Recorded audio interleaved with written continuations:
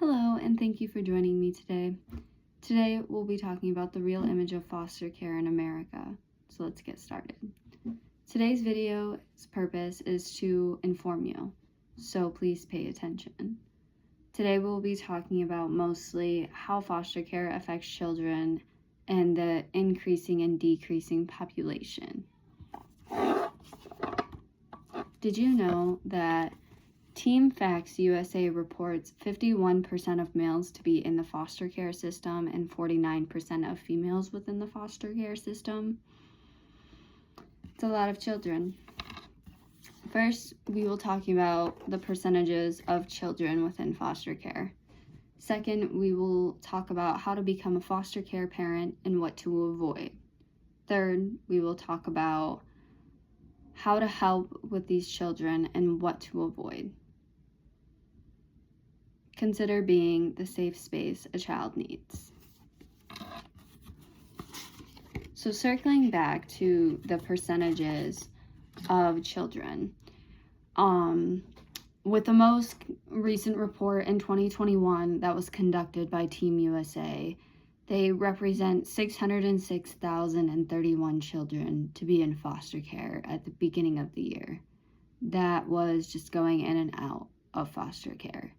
At the end of this fiscal year, which is not a normal year, it ends on September 30th of 2021, these children were estimated at 391,098 children. So that was a declining rate that we saw there. That's good. That's what we want to see. We want to see that these children are getting adopted and that they are going into safe and loving homes.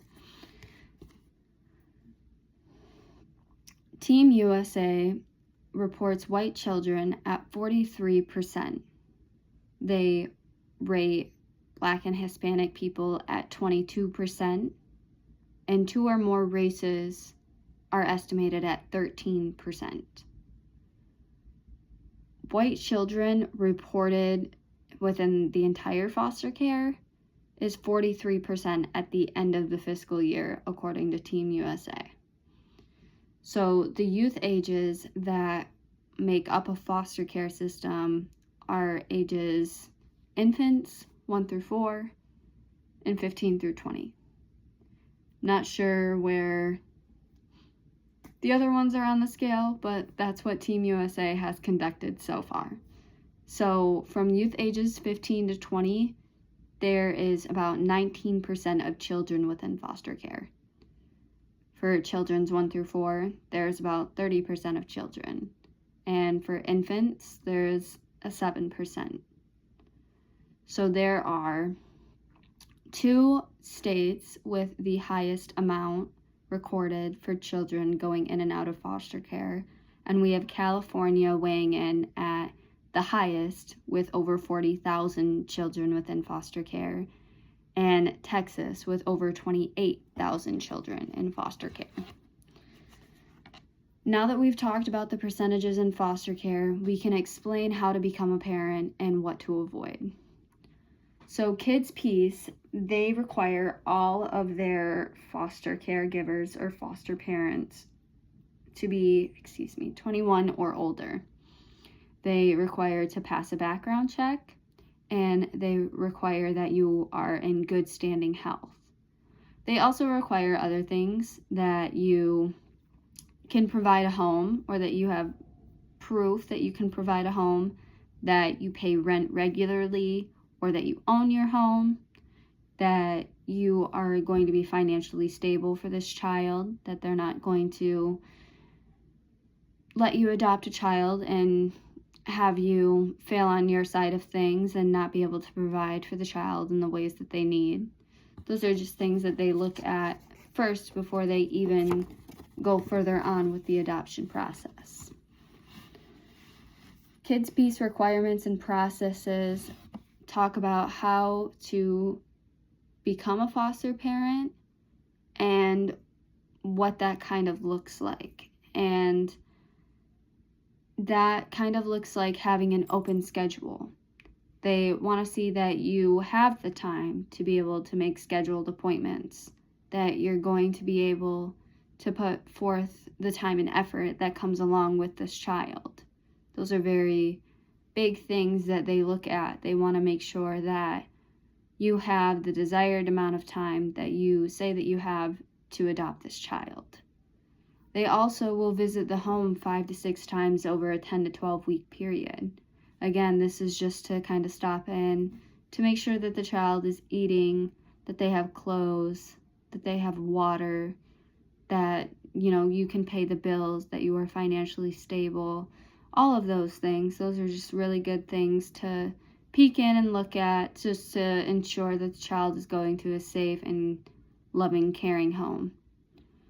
They also require in-home office or in-home training or in-office training. So you can train at home if that works for you, or you can go to an office and train in office. They have 2 options for you, whichever one works best for you and your time frame, or I guess your schedule. Those are just 2 options that they offer, so hopefully either one of those work for you. So the American Academy of Psychiatry, they list how to help with mixed emotions. They really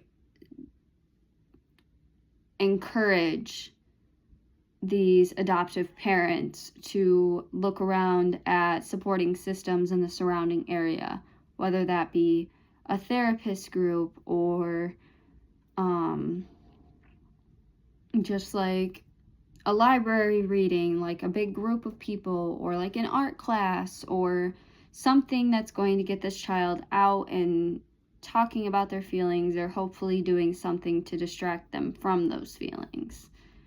Just try to find supporting systems in the surrounding area, and hopefully in hopes to be able to encourage them in the right direction as to what they need. They also need to deal with the complex needs as they're coming. So if a child is handicapped and they have wheelchair accessibility, you need to be able to take that in and understand, hey, this child has extra needs. They're going to need extra help. Those are things that you have to understand on your side. You can't control those things. You have to be able to help with those things, because that child can't care for themselves in the way that a normal child growing up at that age would. So that's why it's very important to make sure that these children are getting the help that they need as it's presented to them. Also, according to the American Academy of Child and Adolescent Psychiatry, there are still 500,000 children within the foster care system. That is a lot of children. So if we remember right, if we went back to not Kids Piece, but just in the beginning, Team USA represented children at the end of the fiscal year at 391,000 children. So if we're going back up and we're just looking at just foster care children throughout the entire year of 2021, there was still estimated to be 500,000 children in the foster care system. That's a lot of children. Also, being placed in the foster care system, it's a stressful experience. A lot of these children, they have experienced neglect and abuse. And it's very important to understand how to be able to help in those ways that the child is going to need, to kind of be a step ahead of them, to be like, okay, I know this child has went through this, they've went through this, they've had this happen to them. What am I going to do about this?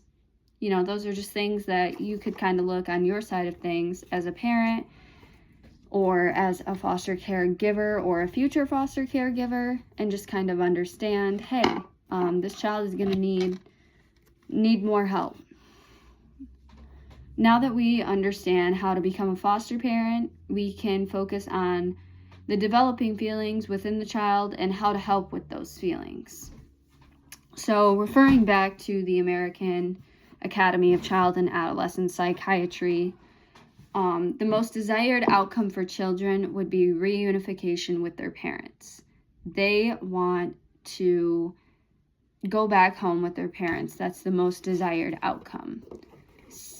They also suggest that over half of the children that do go into the system, they do end up going back with their families, which is good. That's the most desired outcome. Hopefully these children are safe and they're getting the love and affection that they deserve. Making decisions about the future for a child in foster care is called permanent planning. So this is a good tactic to have because a lot of children, they fear that they won't get adopted or that they're running out of time to get adopted. So to prevent this kind of thought, that's going to be made up in the brain and just kind of sort of dwelling on, the foster care system has come up with this permanent planning as a sort of way to help with those children who have not gotten adopted yet. So this is just a way for them to securely plan for the future for these children, to have some sort of security, and that way they're not, having those negative thoughts of, oh, I'm not good enough, or I'm never going to get adopted, or I'm never going to have a family, or, all of those dwelling thoughts.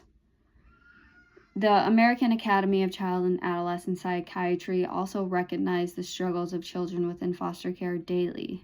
They see that some of these children, they do have anxiety or depression, and they have gone through neglect or abuse, and they do feel insecure and unsure about their future.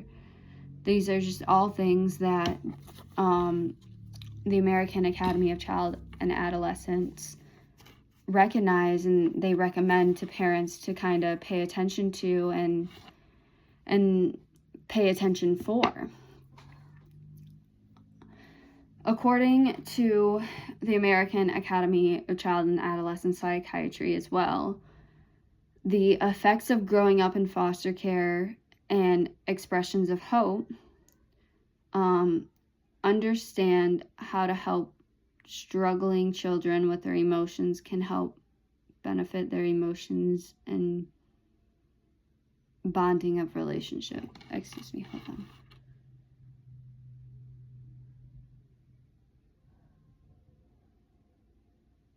Okay, so understanding how to help struggling children with their emotion, that can help benefit their emotions and bonding of their relationship.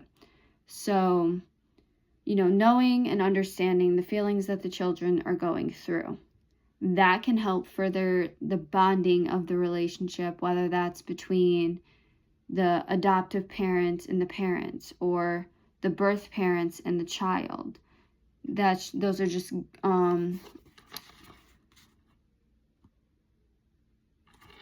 good things to pay attention to understand how to help. So some things that really matter within foster care is trauma, because that can manifest in a lot of different ways, and it can be caused from many different things. Children, they struggle with their stability and their low self-esteem, and again, anxiety or depression. They need security. So if children don't have this security, they may experience a lot of these feelings. We also need to be able to provide an emotional support system and a safe space, a non-judgmental space for a child to go into and to be themselves, to be a child. You also need to show and teach them what a loving relationship actually looks like. You can't just avoid a child if they have talked about their parent, or just a relative that they haven't seen in a while. You need to pay attention to those feelings. You can't make that child stuff those feelings down, because now you've just taught that child, hey, those feelings aren't valid to feel. Those feelings don't matter. We don't need to talk about them. And that's not true, because we do need to talk about all of the feelings. And you really need to make sure that you make a child feel heard. So just reviewing of our main points, we have talked about the percent of people within foster care. We did talk about how to become a foster parent and what to avoid. And we also talked about the developing feelings that a child could or may not feel and how to help with those developing feelings. Remember, try to consider being the safe space that a child needs. A lot of these children, they need love and they need affection and they need time to be dedicated to them specifically. And they deserve and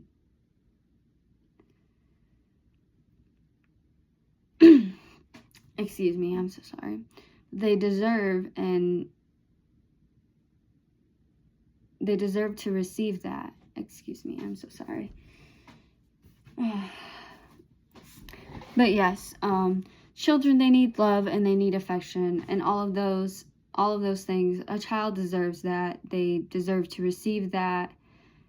So those are just things to kind of know and take into consideration. Understand, hey, this child has gone through a lot. They have gone through trauma. They have been abused. They have been neglected. They're going into a system that they know nothing about. Their whole life is changing. The rug is being ripped from them. A lot of those feelings, those can be very alarming for a child going into a system that they have no idea how works. So hopefully you guys had a good time listening. I had a fantastic time talking about it. So I hope you guys have a great day, and I hope this was informative. Have a great day.